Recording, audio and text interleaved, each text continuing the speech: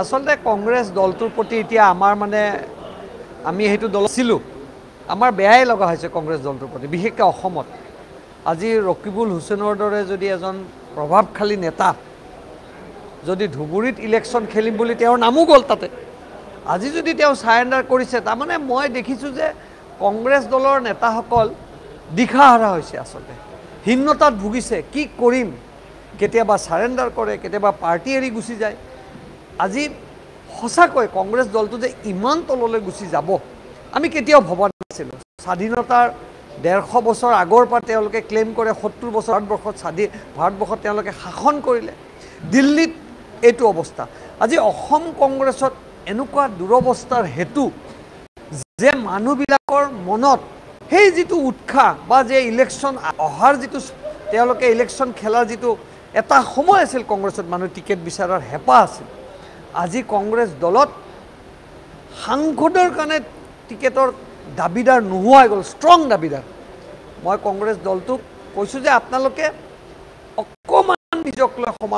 আলোচনা কৰক কেনেকৈ আপোনালোকে একত্ৰিত হৈ থাকিব পাৰে আচলতে কংগ্ৰেছ দলটোৰ প্ৰতি এতিয়া আমাৰ মানে আমি সেইটো দল ছিলো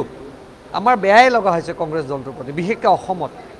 আজি ৰকিবুল হুছেইনৰ দৰে যদি এজন প্ৰভাৱশালী নেতা যদি ধুবুৰীত ইলেকশ্যন খেলিম বুলি তেওঁৰ নামো গ'ল তাতে আজি যদি তেওঁ সাৰেণ্ডাৰ কৰিছে তাৰমানে মই দেখিছোঁ যে কংগ্ৰেছ দলৰ নেতাসকল দিশাহাৰা হৈছে আসলে হীনতাত ভুগিছে কি কৰিম কেতিয়াবা সাৰেণ্ডাৰ কৰে কেতিয়াবা পাৰ্টি এৰি গুচি যায় আজি সঁচাকৈ কংগ্ৰেছ দলটো যে ইমান তললৈ গুচি যাব আমি কেতিয়াও ভবা নাছিলোঁ স্বাধীনতাৰ 150 বছৰ আগৰ পৰা তেওঁলোকে ক্লেইম কৰে 70 বছৰ ভাৰতবৰ্ষত তেওঁলোকে শাসন কৰিলে দিল্লীত এইটো অৱস্থা আজি অসম কংগ্ৰেছত এনেকুৱা দুৰৱস্থাৰ হেতু যে মানুহবিলাকৰ মনত সেই যিটো উৎসাহ বা যে ইলেকশ্যন অহাৰ যিটো তেওঁলোকে ইলেকশ্যন খেলাৰ যিটো এটা সময় আছিল কংগ্ৰেছত মানুহ টিকেট বিচাৰাৰ হেঁপাহ আছিল আজি কংগ্ৰেছ দলত সাংসদৰ কাৰণে টিকেটৰ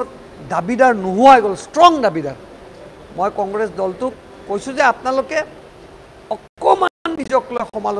আলোচনা কৰক কেনেকৈ আপোনালোকে একত্ৰিত হৈ থাকিব পাৰে